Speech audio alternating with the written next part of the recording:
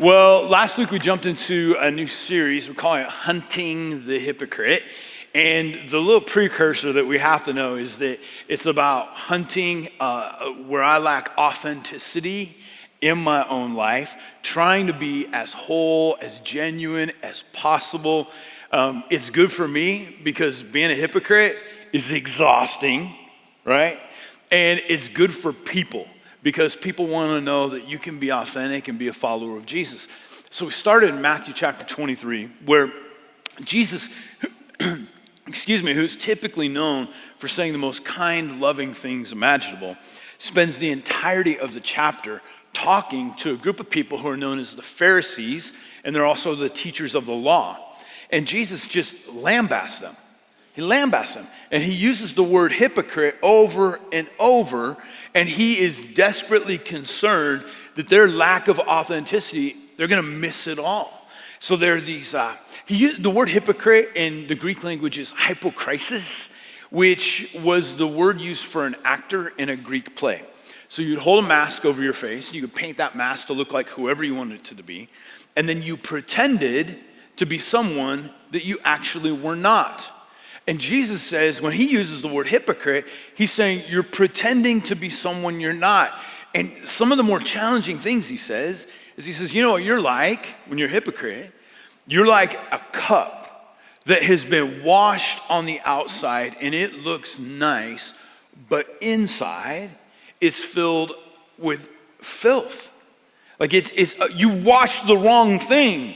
You should worry about the inside, not the outside. He also uses this. He says, you remind me, when you're a hypocrite, of a tombstone that's been whitewashed, freshly painted, been taken care of, but what's underneath the tombstone is rot and decay. That's how passionate Jesus is about living a genuine life. And so we are trying to explore that over the next few weeks. One thing we looked at last week is this. I have to genuinely believe that God could love me the way that I am in order to be authentic before him.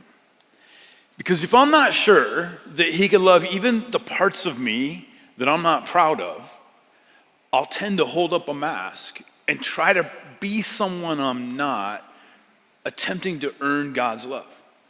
Well, we can throw down the mask and we can say, God, this is who I am. I don't want to be this person forever, but I don't have to pretend. So you have to be secure in God's love, that he loves us as we are, and he also loves us so much that he won't let us stay where we're at. And then we also talked about creating loving human communities where rather than feeling like we have to put up a mask when we're with other people, we can say, you know what? This is a safe place. We realize that everybody's flawed. We realize that everybody's in process. And so can we create environments where we throw down the mask and we say, like it or not, this is who I am, and I'm really interested in not pretending, but in actually being transformed, okay? So what we're going to look at this week is the book of Luke chapter 6, the latter half of that chapter. Jesus is having a dialogue with a group of people. They're religious people. Okay, so by the way, if you're spiritually unresolved, this is good for you to think about. But Jesus is talking to religious people here. Okay, so those of us who are spiritually resolved, we got to really listen to this and let it penetrate deep into our hearts. And he uses two illustrations. He says, first, I want you to think about trees. Okay, and the fruit that trees produce, and he's going to get to the issue of the heart. And then secondly, he's going to talk about building. And he's going to give this account of two people who build two different houses, and he says, there's two ways that you can build your life. One is deeply authentic, and the other is a facade. So which one do you want to be? All right, ready? Let's read the text together, and then let's explore it. Luke chapter 6, beginning at verse 43. No good tree bears bad fruit, nor does a bad tree bear good fruit. Each tree is recognized by its own fruit. Our house that we moved into was built in the 50s. And in the backyard, there's a crabapple tree. And in the front yard, there's an apple tree. Every summer, I want to cut down the crabapple tree because it produces these nasty, terrible. Like why plant a crabapple tree? My wife thinks it's pretty. I think it just creates slimy crab. You're nodding. You have a crabapple tree. The tree in the front is an apple tree, and I've never asked myself, why did they plant this? Because it gives off good apples. And Jesus is saying that's what a tree does, like good fruit, bad fruit. People do not pick figs from thorn bushes or grapes from briars, so thorns, right? The good man brings good things out of the good stored up, here's the key, in his heart.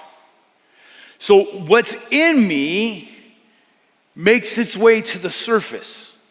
And the evil man brings evil things out of the evil stored up in his heart. For out of the overflow of his heart, his mouth speaks. Okay, so have you ever been to that place where you're like, oh, why did I say that? Right? Here's why I said that. Because like it or not, it was in me. We're on the tail end of raising 4 kids.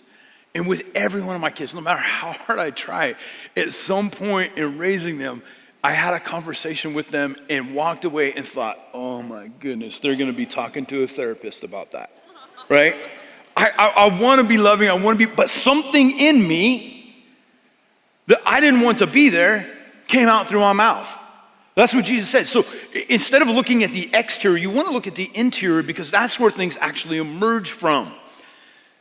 Why do you call me Lord, Lord? Okay, so kurios. This is a profound thing to say, where you're not just saying Jesus is a teacher or role model. He says, you actually make this big step to call Jesus Lord. So he says, why do you call me Lord and Lord and do not do what I say? Why call me Lord if you're not interested in obedience? I will show you what he is like who comes to me. Here's this key thing to understand. Hears my words and puts them into practice. He, the one who puts them into practice, is like a man building a house who dug down deep and laid the foundation on the rock. When a flood came, the torrent struck that house, but could not shake it because it was well built. But the one who hears my words and does not put them into practice is like a man who built a house on the ground without a foundation. The moment the torrent struck that house, it collapsed and its destruction was complete. Okay, let's explore these 2 metaphors that Jesus uses for living a life of authenticity. Number 1, Jesus says this: authenticity starts with the heart. Okay, it starts from deep down inside. Jesus says this is how we're identified. We are identified by the fruit that our life produces, and all fruit, okay, comes from inside of me. Now, I wish that we are identified by our good intentions. Wouldn't that be nice? Like, here's what Jesus says, like, oh, you really tried today. Good job. Like, thank you. So I could wake up and go into this next coming week and say, hey, here's what I'm gonna do. I am going to be kind and forgiving and loving. I'm gonna live the way of Jesus. I'm gonna do this. I have the best intentions. Jesus says, here's the problem with great intentions. You can be earnest. You know what? The Pharisees, who Jesus called hypocrites, were probably the most earnest people you could ever imagine. I mean, they gave it everything. But Jesus says, it doesn't matter if you give it everything. What we actually see is what comes out of the heart. So here's the challenge. Oftentimes in faith communities, we inadvertently communicate this to people, all right? So if you're spiritually unresolved, please, I do not want you to hear this, is that we tell you like, okay, you're at the place where you're ready to follow Jesus. We say, oh yeah, I'm ready to surrender. And inadvertently we communicate this. Well, then pick up this Jesus mask and put it on and smile big and go, now that I follow Jesus, everything is wonderful.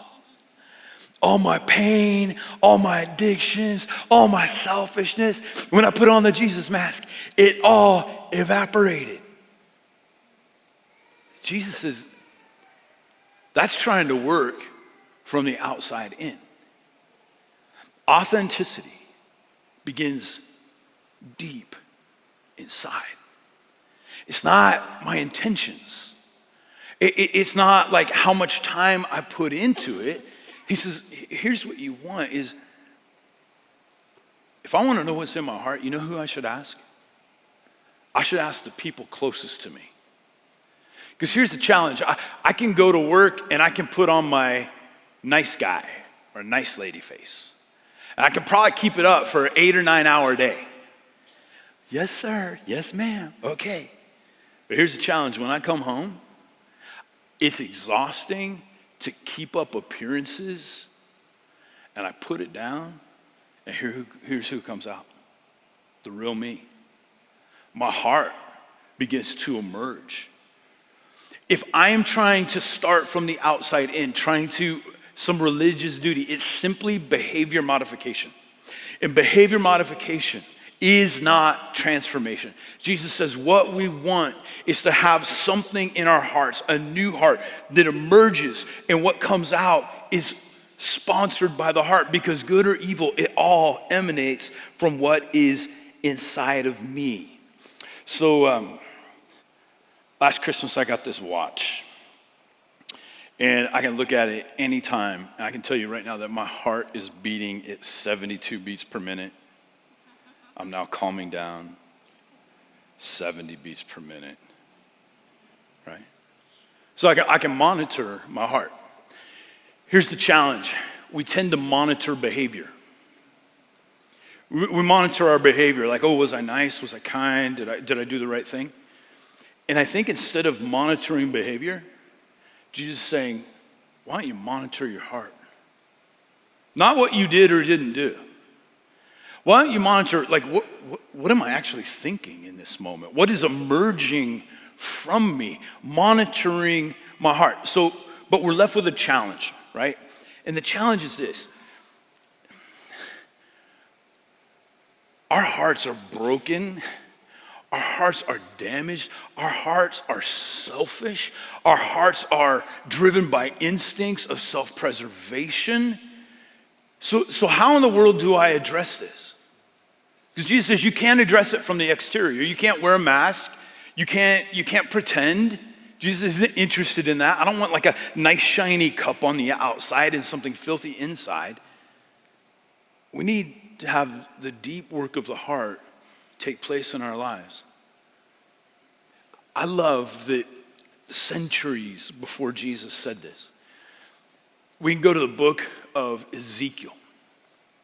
And Ezekiel is one of these Old Testament prophets, and he's writing to a group of people in Ezekiel chapter 11, then he repeats this in chapter 36.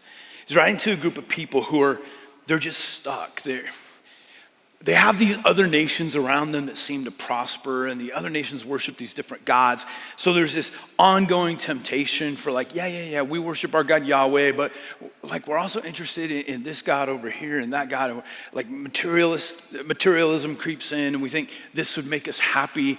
And this is what God says to them through the prophet Ezekiel. This gives me hope when it comes to the heart.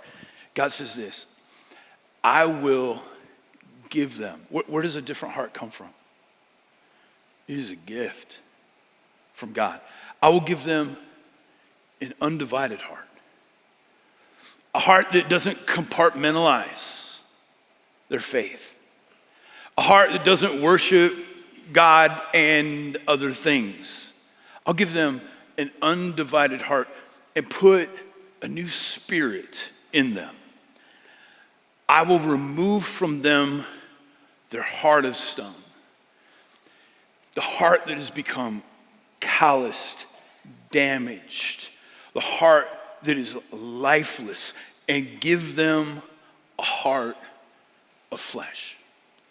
So if Jesus says authenticity begins with the heart, he wants his people to be heart-focused, not behavior-focused. And I realize I don't really know how to change my heart. prophet Jeremiah says this. People always ask me, like, how's your heart?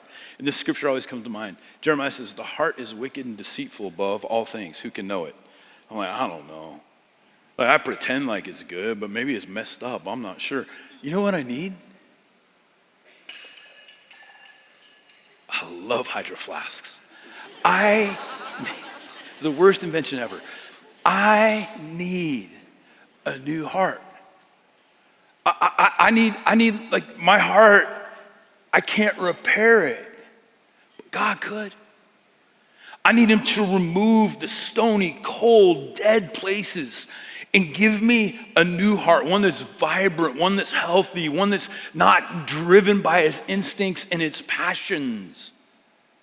God is a God who dresses the human heart.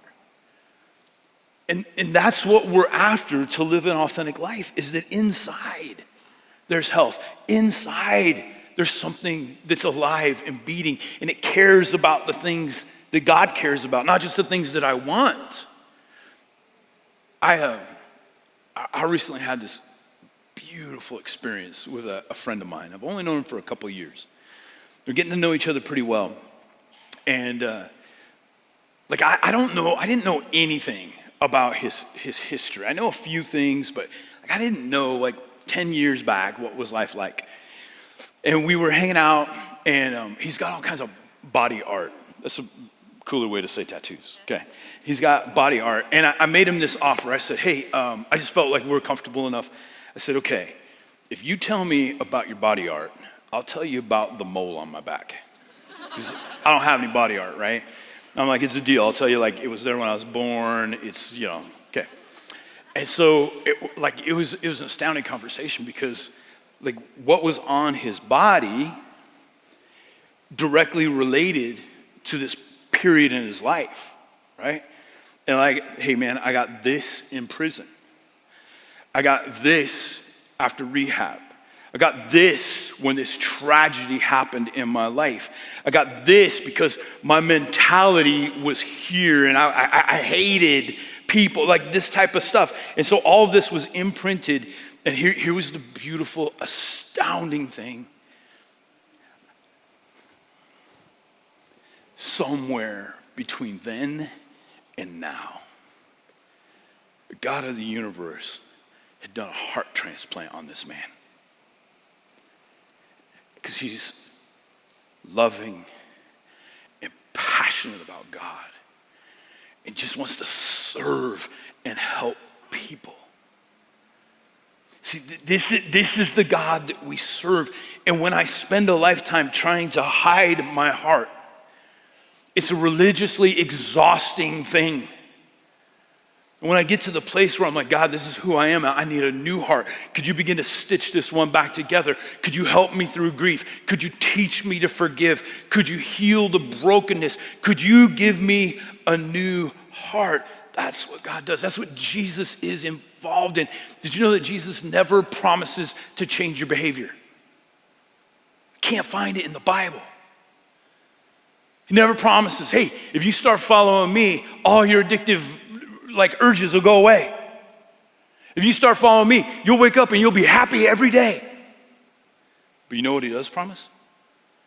He promises to change my heart from the inside out. So it brings us to the second illustration that Jesus uses regarding a life of authenticity. So the first is a heart and two trees, and what's inside comes out. And the second is this. It's a tale about building two types of houses. Okay, there's two builders involved, and this is what they all share. Okay, they share these things. They both heard the words of Jesus. They understand. They both call Jesus Lord. Lord, Lord. Okay, they share those things. They both begin to build something. They're actively involved. They both experience a storm. A storm, like a profound storm. Jesus uses the word torrent. In the nation of Israel where Jesus was, there are these flash floods. It's an arid place, and when it rains, it really rains. And so they share these things. They both call Jesus Lord. They've both heard the words of Jesus. They both built something. They both experienced storms. But there is a difference that one survives the storm and the other doesn't. I want to show you a picture. This is a picture taken after Hurricane Michael came through Mexico Beach, Florida. As you can see, this neighborhood, this block, this house somewhat survived total devastation. And there's this one house. This is built by Dr. LeBron Lackey. Okay, he's a dentist. And he built his house in Mexico Beach, Florida. Hurricane Michael hit. Why did his house survive? I mean, it just took out everything else. Well, he says this. He says that the building codes required, because this is a hurricane susceptible area, building codes required you to build a certain way. He said, I wanted a house that would be there for 100 years. So he said, I spent about 30% more building. And the big difference is this. He drove down pillars, his house is built on pillars, 40 feet through the sand and to bedrock. And then there were other modifications as well. And when the storm came, this house survives and the rest do not. And it all had to do with the foundation. The house swayed, it rocked. It experienced the same torrent, the same storm. Water from above, wind from the side, storm surge from below. Like it's coming at this house, but this house survives when the others don't because it had a different type of foundation. And so Jesus says, here's the difference. Here's the difference between a life that survives and one that doesn't when the storm hits. Because storms, ladies and gentlemen, are inevitable. I wish they weren't. I wish that life was going to be easy, but there are medical storms when you have a conversation with a doctor that you never thought you would have. There are financial storms when there's a loss of a job, there's a bad decision, there's debt that's burying you.